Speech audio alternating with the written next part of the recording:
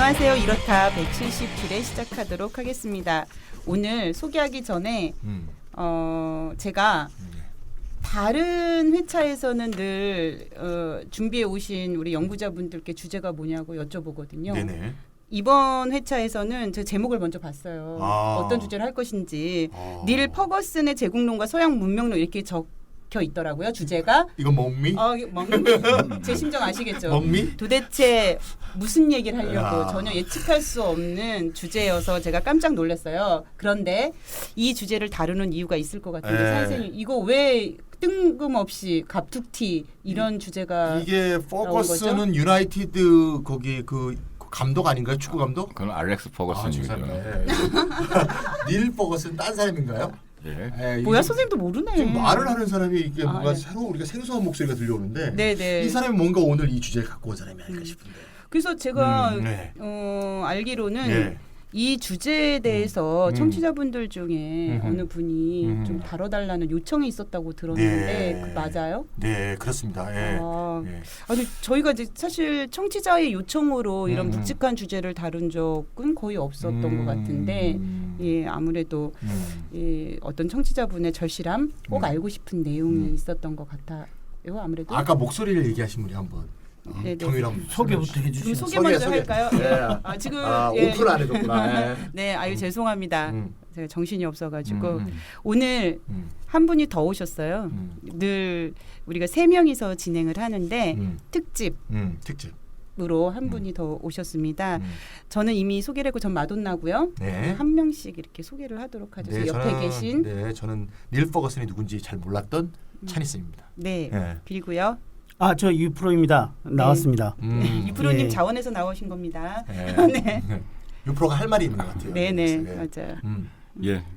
평소에 안 나오던 저는 안효상이라고 합니다. 안효상. 반갑습니다. 네.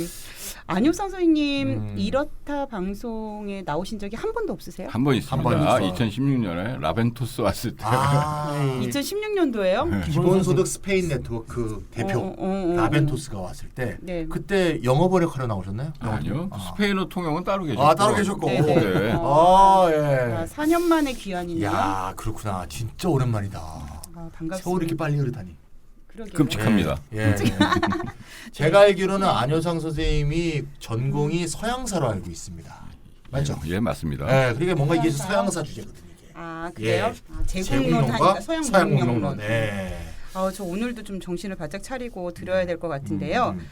제가 질문 하나 드릴게요. 제가 참 좋아하는 작가가 하나 있는데 그 작가가 한 말 중에 이게 있어요. 과거를 지배하는 자는 미래를 지배한다. 현재를 지배하는 자는 과거를 지배한다.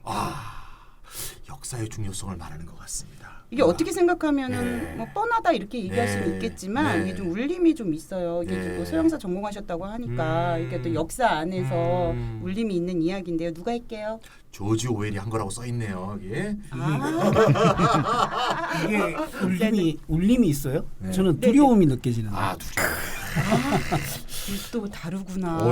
오늘 비장의 카드를 준비한 것 같아요.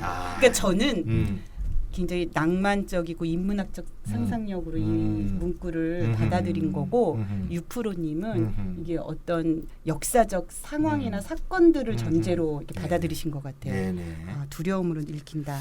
그럴 수 있겠네요. 조지는 우리 아시다시피 뭐 1984라든가 또는 뭐 동물농장 이런 걸 통해서 특히 스탈린주의적인 그 구사회주의 국가를 아주 맹렬하게 비판했던 그런 사람으로 아주 유명하고 또 미래의 또 감시사회까지도 사실 예견할 그런 면적이 있는데 사실 이런 이 과거를 지배한 자는 미래를 지배하고 현재를 지배한 자는 과거를 지배한다는 얘기는 지금 우리나라 현실에서도 지금 참 남 얘기가 아닌 맞아요. 그렇죠. 사실 역사가 사실 해석이 정확히 어떻게 해석하는가에 따라서 현재가 달라지는 거고 또 현재에 대해서 이 지배하는 자가 과거의 역사 해석을 달리할 수 있고 이런 것들이 지금 이제 반복되고 있지 않습니까? 아마 그런 주제에 대해서 말씀하시려고 나온 게 아닌가 싶은데.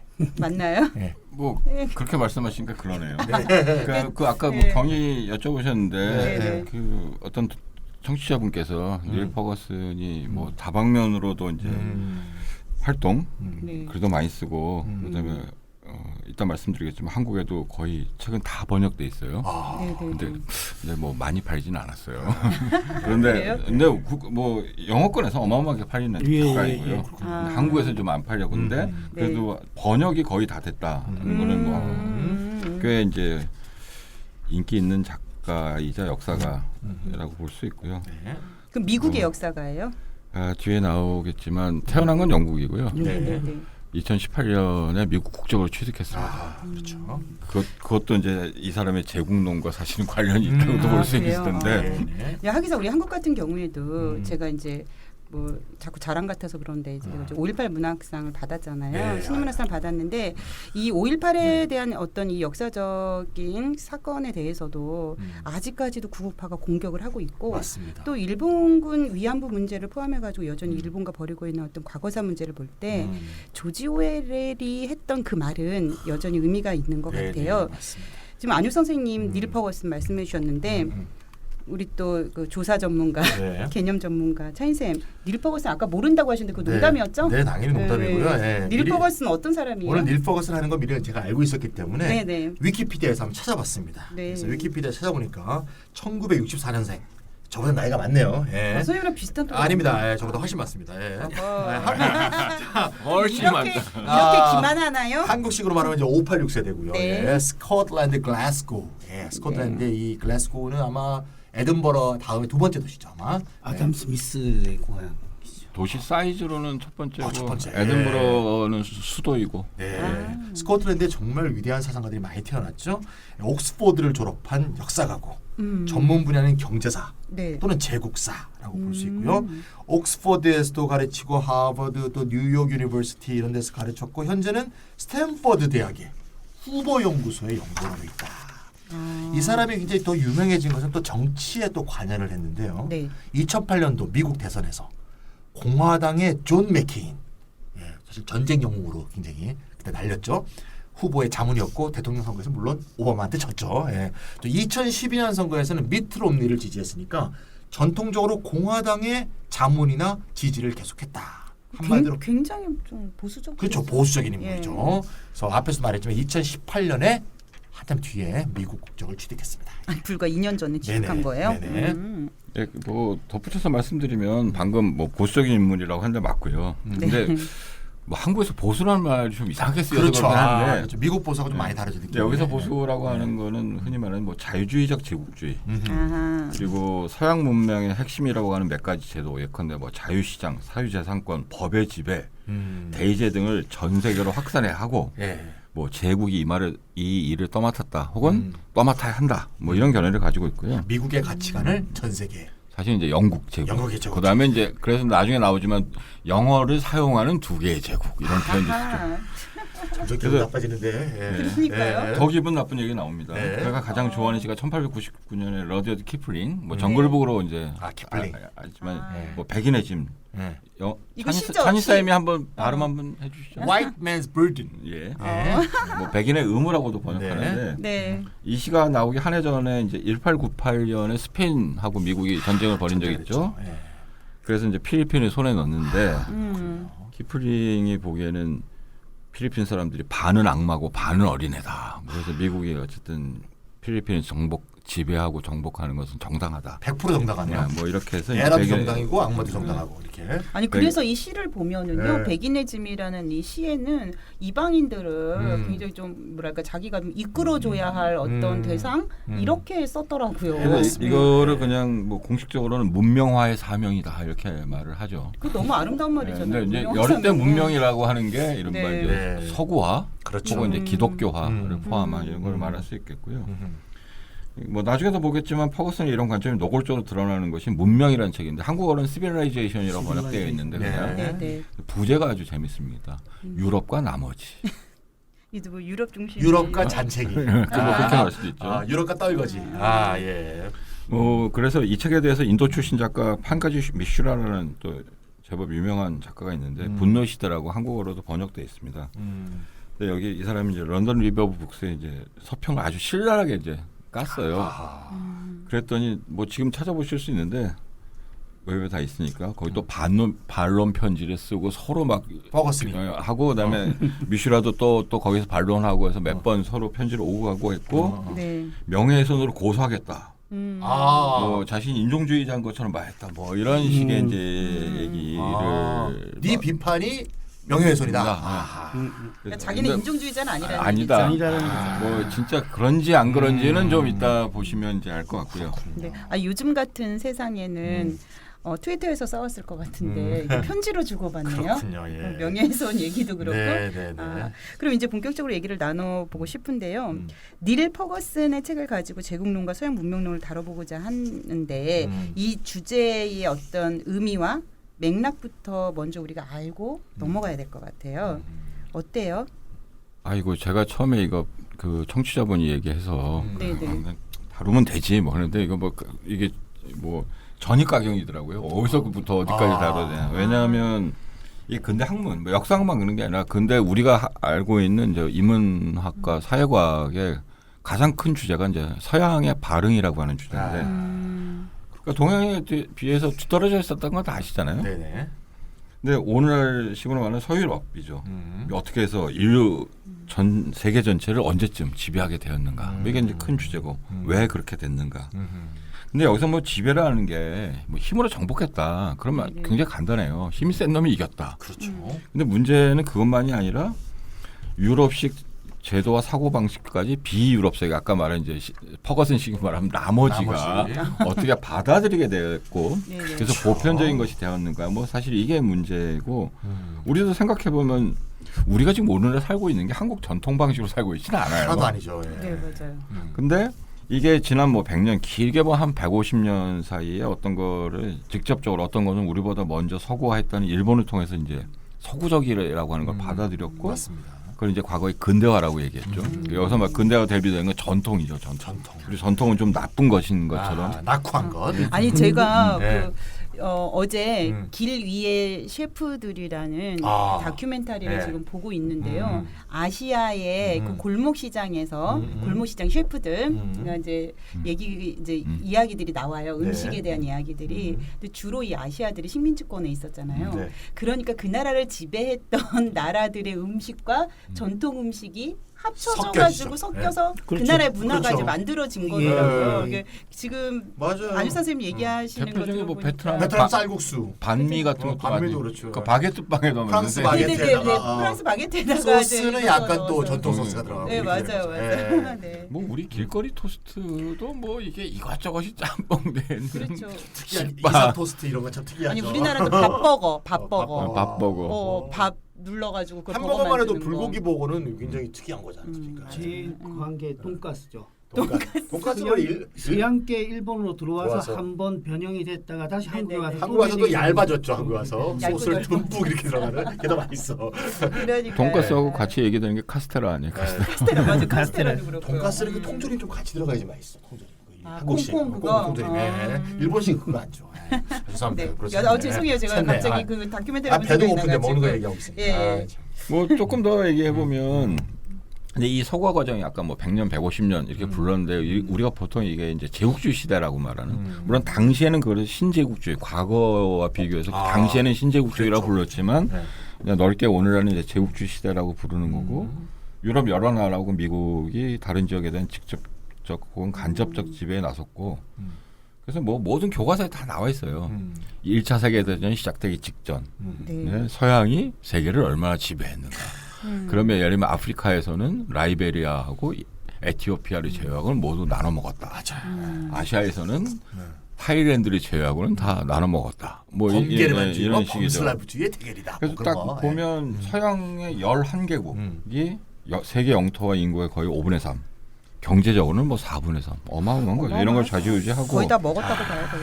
그래서 이런 제국주의 역사적 공과에 대한 이해 또 현대 세계를 이해하는 뭐 밑바탕이죠. 그런데 또 이제 변화한 게 2차 세계대전 이후죠. 우리가 살고 있는 시대. 과거의 식민지, 반식민지 종속국이었던 지역이 독립된 국가가 되었다. 그러면서 당연히 제국주의에 대한 부정적 이해. 그렇죠. 한국 제국주의 좋아하는 사람 없죠. 그렇죠. 그리고 서양 문명 자체에 대해서도 겉으로는 표방한 것이 어떨지 몰라도 서양 문명이 비유럽 세계에 대한 뭐 정복, 착취, 수탈, 지배 이런 것 위에 세워진 것 아니냐 이런 비판들이 쭉 있어 온 거죠. 그렇군요. 네. 맞아. 네. 그러면은 아까 뭐 제국주의 얘기했었잖아요. 그럼 제국주의가 도대체 뭔지 제국주의에 대한 얘기를 좀 해주시면 좋을 것 같은데. 제가 뭐 아주 표전적인 이야기는 할 수 있을 것 같은데요. 크게 세 가지 해석이 있다고 할 수 있는데요. 당연히 경제적 해석, 군사적 해석, 네. 뭐 사회적인 해석 혹은 정치적 해석 이렇게 나눌 수 있을 것 같아요. 그렇군요. 예, 가장 그 대표적으로 우리가 제국주의론 하면 많이 아는 게 레닌의 제국주의론이죠. 예, 네. 이게 이제 경제적 관점에서 바라본 건데 그렇죠. 바라본 것인데요. 맞습니다. 영국의 자유주의자 홉슨에 의해서 시작돼서 영향을 주고 해서 발전된 제국주의론이라 할 수가 있는데 레닌에 따르면 고도로 발전한 자본주의가 상품을 팔고 원료를 구하고 그리고 자본을 수출하기 위해서 바깥으로 팽창했다 하는 거죠. 자본주의의 최후 단계 제국주의로. 네, 그렇게 해서 이제 전 세계가 여러 제국주의들에 의해서 완전히 분할 점령되게 되고 그 제국주의들 간의 재분할을 위한 경쟁 과정에서 세계 대전이 일어났다라는 게 이제 기본적인 레닌의 해석이기도 하고 경제적 관점에 있는 것이죠. 네. 두 번째는 군사적 필요에 의한 것인데요. 영국이 인도로 가는 항로를 안정적으로 유지하기 위해서 요충지를 정복했다. 그러니까 경쟁 관계에 있던 다른 제국들도 거기에 대응할 수 있는 요충지를 장악하는 과정에서 식민지를 개척하게 됐다라고 하는 설명이 될 거고요. 군사적 충돌이 이렇게 일어나는 거군요. 예. 사회적 필요에 의한 것은 이 경제학자 슌페츠 해석이라고 하는데 국내적 문제를 해결하기 위해서 해외로 팽창했다라는 것이죠. 아하. 마치 임진왜란 이야기하는 거. 관심을 바깥으로 돌린다. 그리고 실제로 이득을 보는 사람이 또 있으니까. 그렇죠. 이 부분에서 이제 레닌과도 약간 이제 그 맥락이 동하는데요. 레닌은 제국주의의 노동자들은 식민지에서 수탈한 잉여를 좀 나눠주면서 체제에 통합된다고 이야기하면서 그렇죠. 노동 귀족론을 이야기했지 않습니까? 맞습니다. 여기서도 마찬가지로 이 사회적 제국주의론에 입각하면 그런 노동 귀족론이 어느 정도 더 달 해석이 되는 거죠. 그래서 그런 노동 귀족의 기초에 있는 정치 세력인 사회민주의 세력이 사실은 사회 제국주의자들이다. 네. 이런 식으로 레닌은 얘기하면서 코뮤니스트의 새로운 조직을 제창한 그럴 거죠. 수 있는 게 아까 이제 그 문명화론 이야기할 때 독일 3인당도 그렇죠. 네. 독일이 식민지 문제에 대해서는 문명의 의무 이런 이야기를 했거든요. 그렇죠. 했죠. 그래서 좀 일본도 다른 거죠. 그랬잖아요. 네, 맞습니다. 네, 그런 네, 네. 그렇게 됐죠. 사실. 그 좀 추가로 말씀드리자면 이 제국주의론은 제국론하고 약간 좀 다른 게 여러 나라들로 나눠져서 제국주의 경쟁을 벌인 거죠. 원래 제국은 하나가 이게 전체를 그렇죠. 지배하는 건데 뭐 이런 거고. 근데 이런 해석을 더 이제 확장하면 아까도 잠깐 말씀드린 것처럼 유럽이 도대체 오늘날의 유럽과 서양이 만들어진 게 이른바 나머지 세계를 정복하고 지배하고 착취하고 수탈하는 19세기 말의 제국주의 시대에 시작된 게 아니라 콜럼버스 발견 1492년이죠. 15세기부터 시작되었고 여기에 기초해서 뭐 세계 자본주의 체제가 형성되고 발전했다. 이게 이제 흔히 세계 체제론 이라고 부르는 거고 이제 그렇죠. 대표적인 인물이 미국의 이제 이메뉴얼 월러스틴이라는 인물이고 뭐 한국에도 주로 뭐 창비를 통해서 많이 맞아요. 이제 소개되고 한겨레 신문에도 뭐 칼럼도 이제 쓰시고 했는데 처음 들어보는.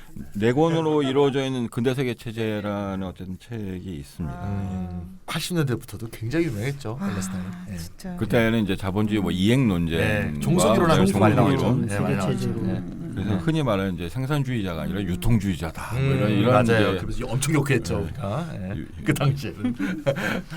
오늘 우리 주제가 네. 퍼거슨이잖아요. 네. 퍼거슨의 이야기를 하는 건데 앞서 이야기 들어보면 2차 세계대전 이후에 제국주의에 대한 부정적 인식이 일반적이 되었다고 했잖아요. 네네. 그럼 퍼거슨은 제국에 대해서 긍정적으로 보고 있다는 것 같은데 네, 그런 얘기네요. 맞나요? 네, 그런 것 같습니다. 네, 그런 것 같나요? 네, 네. 그런데 퍼거슨이 뭐 별종은 아닐 테고요. 제국주의에 대한 시각이 이게 시간이 흐르면서 변화한 것인지 그때 그게 뭐 양립하고 있었던 것인지 네. 궁금하네요. 앞에 마도나님이 이제 네. 조지 오웰 얘기 이제 하시고 네네네. 그런데 이게 역사 해석이라는 게 고정된 것도 아니고 시간에 따라서 혹은 어느 관점에 따라서 이제 어느 게 우세하기도 하고 후퇴하기도 하는데 네. 이 퍼거슨의 책이 출판된 게 2003년이에요.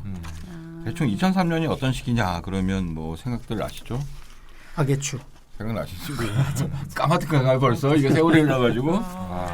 제가 요즘 다큐멘터리 빠져서 보고 있는데 넷플릭스 보고 있는데 그 트럼프의 일생에 대해서 쭉 찍은 게 있어요. 사부작이나 돼요. 시즌 1이고. 재밌겠다. 사부작인데 재밌어요. 한번 꼭 보세요. 근데 그 트럼프 그 이야기야. 트럼프가 어떻게 해서 정치에 발을 들여놓게 된 그 과정들 나오는데 그 중에 이제 9.11 테러가 나오는데 자기 빌딩에서 트럼프 빌딩에서 그걸 봤다는 거야. 그 인터뷰하는 게 나오더라고요. 그때 보면 9.11 테러도 그러니까 2001년에 있었고 그래서 그다음에 뭐 아프가니스탄 전쟁, 이라크 전쟁. 그래서 이제 악의 축이라는 발언이 악의 축, 네오콘 뭐 등등등 이런 식의 미국이 흔히 말하는 이제 일방적으로 예방 혹은 선제 공격도 하고 뭐 이런 식인데 한 가지가 사실 더 있죠. 이른바 중국의 부상이라고 하는 게 있는데 중국이 이때부터 부상이 됐던 거예요? 부상 그 앞에 그러니까 WTO에 가입한 게 98년인가요? 2001년요. 2001년이니까 그 시기에 이제 어쨌든 중국이 자유주의 세계 무역 질서에 들어오면서 이 발전 속도가 하루가 달라지게 뭐 세계의 공장으로 이렇게 등장하는. 물론 완전히 중국이 굴기했다 하는 거는 뭐 2015년 정도부터 바뀌는데 그거에 대해서 뭐 좀 더 일단 말씀드리기로 하고 근데 우리 이야기는 좀 더 거슬러 올라가야 되는데 이제 영국의 관점에서 보면 97년 홍콩 반환 물론 그 앞에 있었던 이제 홍콩 누아르의 시절이 있긴 하지만 지금 생각하니 가슴 아프네요. 지금 다시 이제 갑자기 장구경이 생각나네요. 원래 그 홍콩 반환하면서 50년 동안 일구 양제 그리고 홍콩의 질서를 보장하기로 했는데 지금 벌써 확 20반이 아직 안 돌았는데 바뀐 거죠. 그렇죠. 국가보안법이 통과됐네요. 그리고 또 하나 올라가면 89년에 베를린 장벽의 붕괴가 있죠. 이게 이제 큰 배경인데 그러니까 후쿠야마의 뭐 역사의 종말이 말하는 것처럼 베를린 장벽의 붕괴가 이데올로기의 종언까지는 아니라 할지라도 자유주의의 승리였던 건 분명해요. 분명하죠. 물론 이제 자유주의의 승리가 사실은 이제 자신의 쇠퇴까지 포함하고 있다는 게 좀 문제들 자유주의가 승리했다고 확신을 했죠. 확신한 거죠. 끝났다는 거죠. 더 이상. 승부가 없다. 그다음에 이게 있고 또 하나는 우리 좀 안타까운 일인데 아까 2차 세계대전 이후에는 말 그대로 환희 속에서 독립을 했잖아요. 새로운 나라를 건설하고 등등등. 근데 그런 나라들이 많이 실패. 그래서 이제 실패한 국가 (failed state라는 이제 개념이 등장하는데 그러니까 저는 독립했지만 우리식으로 말하면 나라다운 나라를 만들지 못한 그래서 갈등, 부패, 뭐 아프리카 나라도 많지 않습니까? 뭐 경제적 어려움을 겪고 있는 나라들 이런 나라들이 눈에 띄게 됐고 이 상황에 대해서 과거에 대해서 이제 수정주의적 해석, 리비저니즘이라고 부르는 이게 본격적으로 등장하는데 원래 이렇게 넓게 수정주의라고 하는 건 뭐냐면 프랑스 혁명 이후에 그러니까 지난 200 어떻게 보면 1889년이 1789년에 딱 200년 후죠. 프랑스 혁명이 시작된 지 딱 200년 후에 베를린 장벽이 무너졌는데 대체로 어쨌든 프랑스 이후의 역사를 보수적으로 해석하는 이런 해석이고 그 속에서 제국과 제국주의에 대해서도 보수적으로 해석하는 거죠. 그래서 퍼거슨이 다룬 영국 제국사를 보면 제국에 대한 향수를 자극하고 제국 팽창이 다른 세계에 미친 긍정적 측면을 강조하거나 식민지 지배에 깃든 도덕적 부담을 덜어내는 보수적 역사서술이 두드러진다. 이게 이제 요 시기의 분위기를 말해주는데 뭐 한국에 예를 들면 뉴라이트의 맹아도 요때 싹 트기 시작하죠. 좀 뒤지만 그리고 또 예를 들면 경제적 해석의 경우 제국 경영이 영국 제국에 별로 좋은 영향을 안 미쳤다. 오히려 부담이었다. 이런 식으로도 피해가는 방법이 있어요. 왜냐하면 국내에 쓸 돈 외국에 갖다 썼다. 뭐 이런 식의. 그러니까 인도를 위해서 출혈을 했다. 근데 제가 농담 삼아 얘기하는 건데 아이씨 뺏어가려도 철도는 깔아주고 뺏어야 짊어지고 가지고 가냐 뭐 이런 식의 얘기를 할 수 있지만 그다음에 군사 요충지 아까 이제 유프로님 말씀해 주셨는데 그게 근대 문화를 확산하는 네트워크였다. 뭐 이런 식의 해석도 있고요. 아니, 물론 그럼 유프로님이 아까 말씀해주신 제국론에 대해서 하나하나 이렇게 반박하는 거네요. 그래서 보면 물론 실제로 연구 그랬어요. 뭐 크리켓, 뭐 기독교, 뭐 이런 것들을 확산하려고 했고, 그래서 뭐 아시는 것처럼 뭐 카리브해 지역이나 뭐 인도나 이런 데는 뭐 하키, 크리켓 이런 것들이 어마어마하게 인기 있는 스포츠이기도 하고 물론 축구는 말할 것도 없고요. 네. 혹시 뭐 찬희 쌤이나 유프로는 생각나시죠? 자유무역 제국주의 이런 거 기억나시나요? 옛날에 세계경제론 공부할 때. 아니면 생각 안 나요. 그러니까 실제로 다 지배하지 않았어도 그러니까 이른바 비공식 제국과 자유무역을 통해 제국의 임을 도모했지 뭐 직접적으로 가서 애 때리고 그러지 않았다 뭐 이런 식의 얘기죠. 이런 물론 이런 해석은 옛날부터 있었어요. 이런 그지 같은 해석은 그때 기억을 안 했어요. 까먹었습니다. 근데 이거를 아주 이제 한마디로 하면 영제국이 나쁜 게 아니었다. 그리고 실제로 책 앞에 그렇게 써요. 영국 제국주의가 인류에 유익했는가 해로웠는가 이런 질문을 딱 던지고 시작을 하거든요. 네. 그래서 근대 세계를 형성하는데 대단한 어떤 역할을 했다. 그래서 닐 퍼거슨의 영제국에 대한 자기 나름의 해석은 뭐 이런 쭉 시대적 배경 속에서 이제 등장을 한 거죠. 그 아까 제국이 2003년도에 나왔다고 되어 있는데 네. 제국은 책 제목이고 그 밑에 이제 부제가 있어요.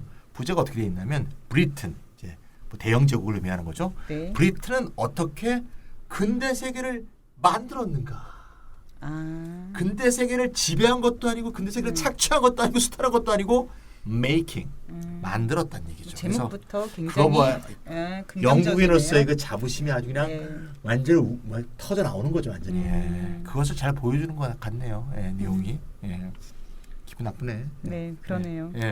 아니 제가 그 언제지 그 시기 우리 한국 뉴라이트 발생하는 그 지점에 저 같은 활동가 한 분이 그 뉴라이트의 핵심 인물로 들어가서 그때 우리 활동가들 사이에서는 충격을 많이 먹었던 적이 있었어요. 근데 이 뉴라이트가 얘기하는 식민지 근대화론하고 맞닿아 있다는 생각이 좀 들거든요. 그렇죠. 그러니까 닐 퍼거슨의 제국에 대해서 좀 더 이야기를 들어보면 어떨까 싶어요. 뉴라이트 한국의 뉴라이트처럼 막무가내는 아니에요. 한국의 뉴라이트는 수준이 떨어지죠. 약간 세련되고 교양 있게 근데 그렇죠. 교묘하게. 네. 그래서 제국 곳곳에서 영제국이 잘못한 일, 실수한 일 이런 거 말을 해요. 다 물론 다 얘기하지 않는.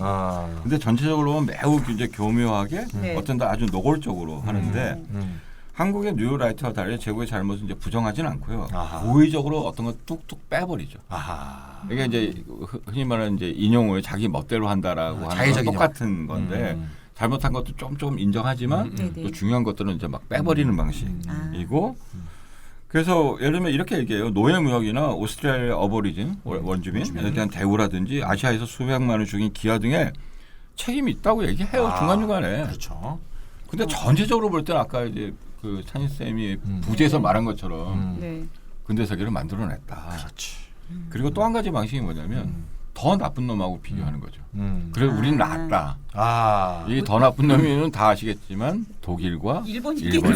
그러니까 우리나라 뉴라이트도 일본이 지배한 게 나았지 러시아가 지배했으면 더 최악이었을 것이다. 뭐 그렇게 말할 수 있죠. 비슷하게. 그럴 때 예를 들면 독일은 이른바 홀로코스트라는 것 때문에 사실 이제 빼박 세계적으로 이미 그러네요. 그렇고 그다음에 일본도 예를 들면 난징 학살을 비롯해서 쭉 이런 문제도 때문에 물론 이제 전후의 과거사에 대한 처리 방식이 좀 다르긴 했지만 뭐 더 나쁜 그래서 영제국은 그에 비해서 훨씬 나은 정도가 아니라 오늘날까지 사람들이 중요한 가치라고 생각하는 여러 제도들을 확산하는데 기여했다. 뭐 이런 식이고 이 사람이 좋아하는 방식이 뭐냐면 반역사적인 가정 있잖아요. 반사실적 가정이라고.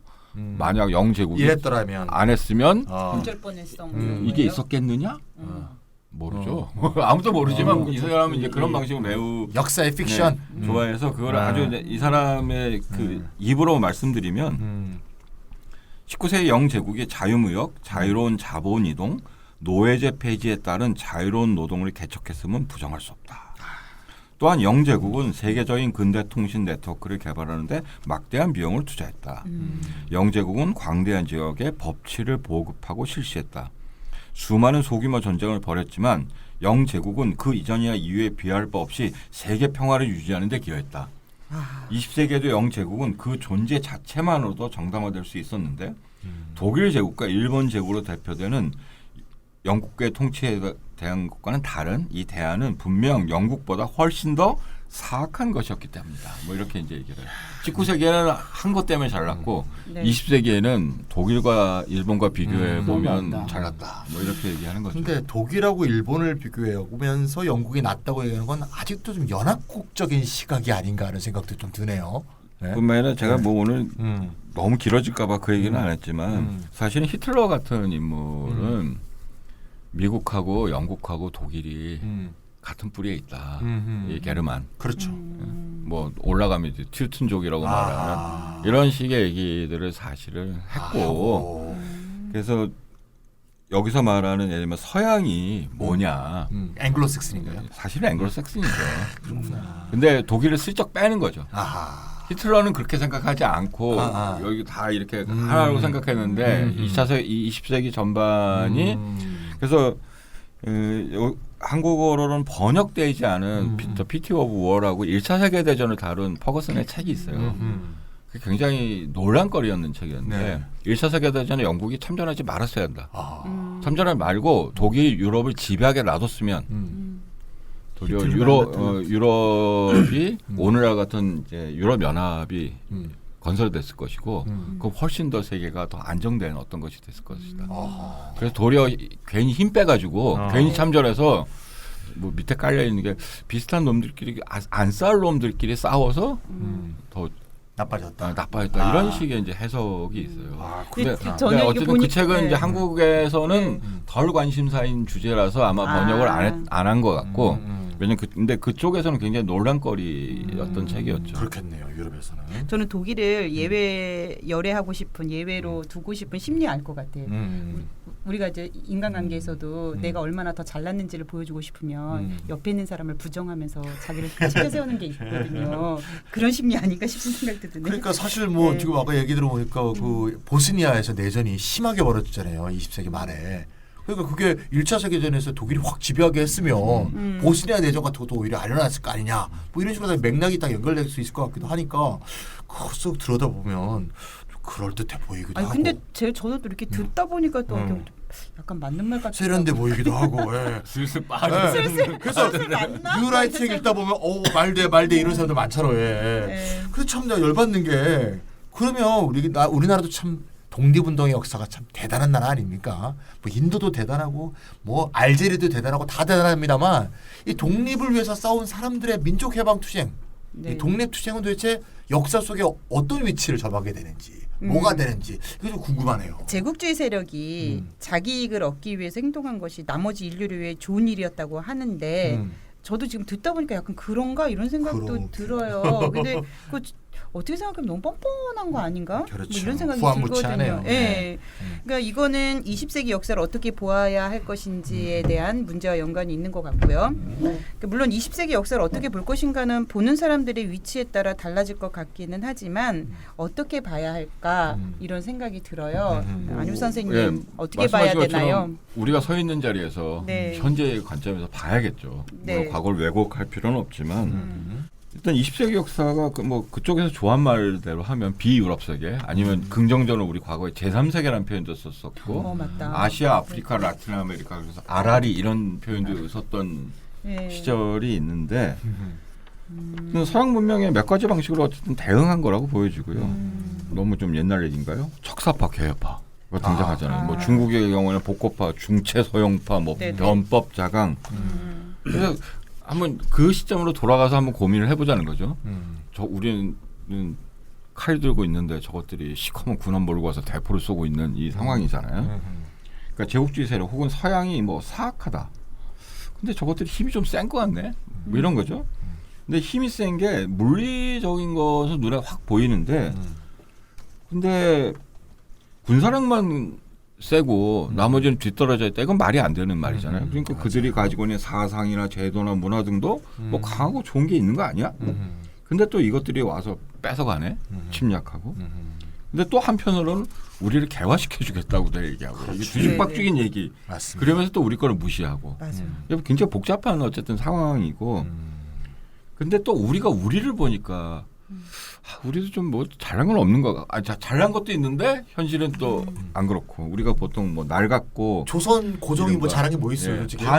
이른바 반민중적이고 우리가 봉건적인 말이야. 그러니까 뭐 이런 상황이고 근데 그렇다고 해서 우리가 이쪽에 뭐 아시아 쪽에서 아무런 것도 안 한 건 아니죠. 이른바 18세기부터 흔히 말하는 뭐 근대 맹아론이라든지 여러 가지 발전들이 없었던 건 아니에요. 또 아니죠. 그래서 이런 상황에서 제국주의 침략을 당했고 제가 보기에는 서구가 말하는 것은 나름 보편적인 것으로 받아들인 건 맞는 것 같아요. 시간이 흐르면서. 근데 이거를 우리 방식으로 하겠다. 우리 스스로의 힘에 하겠다. 뭐 이런 게 아닌가 싶고요. 그래서 뭐 아주 간단하게 말하면 민족해방투쟁은 자주적인 방식으로 우리 나름의 근대기를 열어보겠다. 이런 거고 예를 들면 한국의 1920년대 30년대 지나면 이씨 조선을 복원하자는 사람은 아무도 없잖아요. 아무도 없었죠. 그렇죠.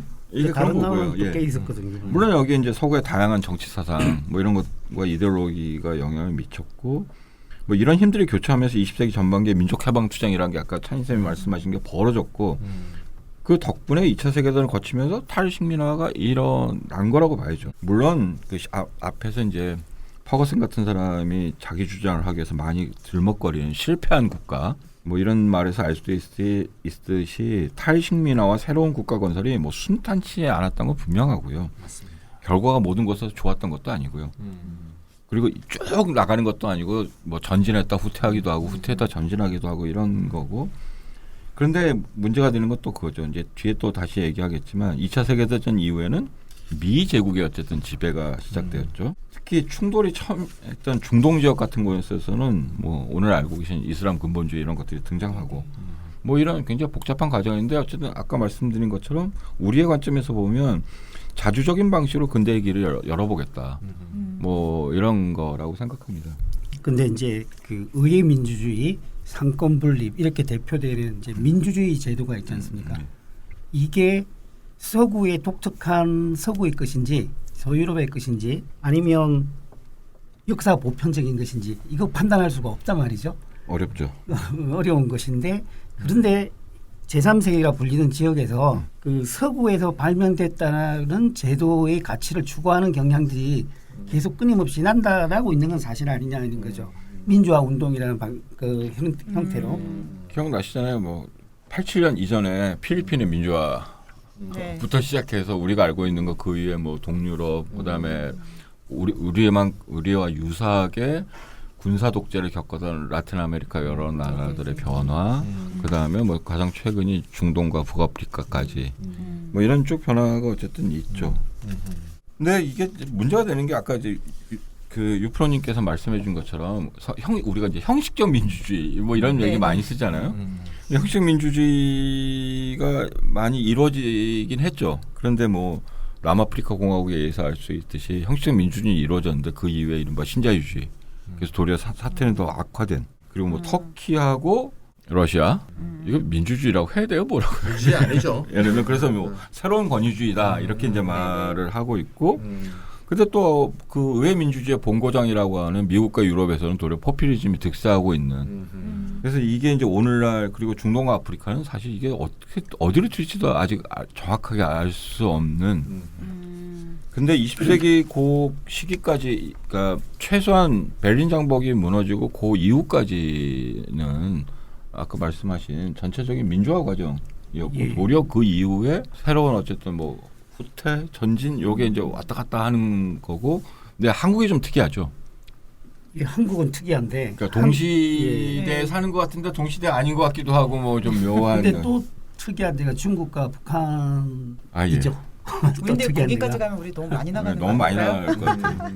지금 이제 계속 말씀해주신 거는 뭐 제국주의 세력과 근대화의 흐름에 대해서 이야기를 나눴잖아요.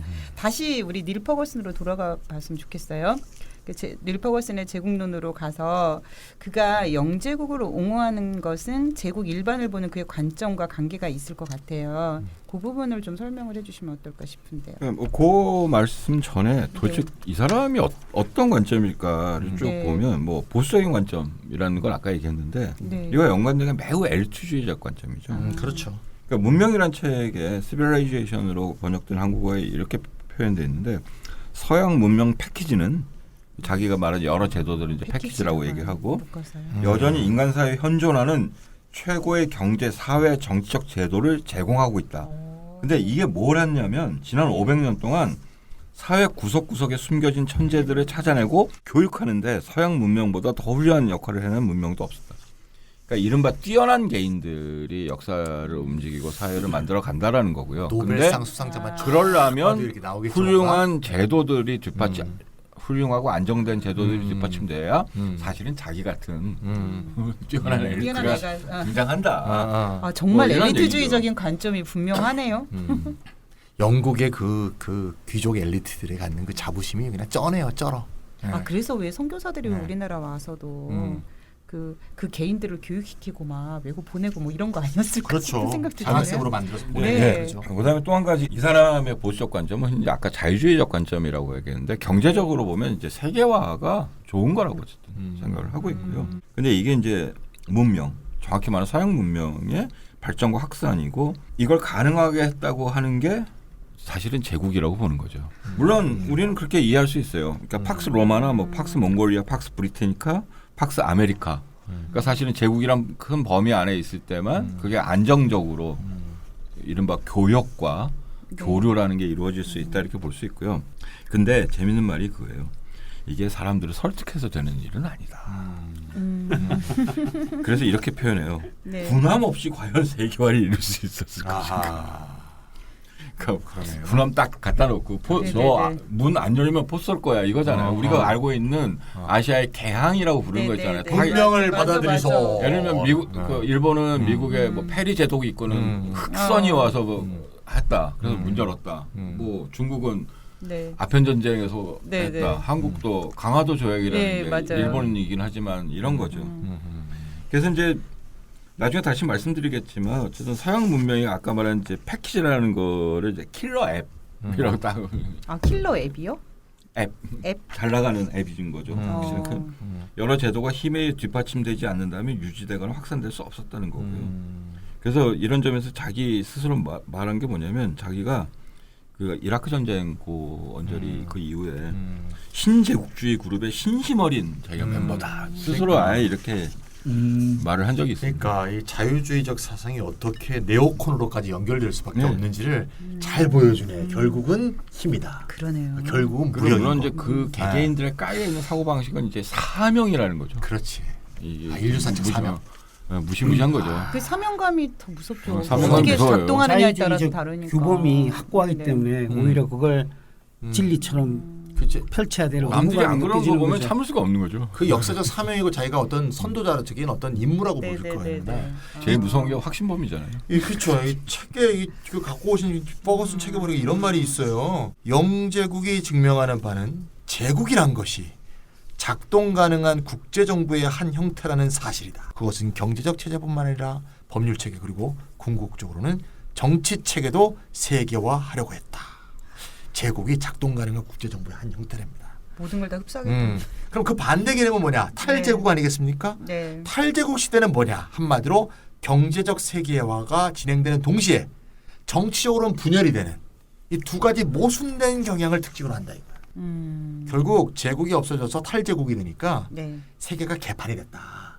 이런 식으로 이제 얘기하는 거죠. 오히려 제국이 딱 잡고 있어야 정치적인 분열도 없이 평화가 올 수 있다. 그게 바로 아까 얘기했던 팍스 아메리카나 뭐 이런 거란 얘기가 되겠는데 듣다 보니 점점 기분 나빠지고 이 사람이 왜 하는 건데요 지금 우리가 진짜 기분 나쁘네. 청취자가 청취자 또 알아야 되니까. 맞아 알아야 돼. 이거 알아야지 우리가 또 그래서 역사수성주하고 싸우지. 그래서 퍼거슨이 제국이라는 아이디어를 이 시기에 다시 끄집어낸 이유가 이때 영어를 사용한 아까 말씀드린 것처럼 두 개의 제국.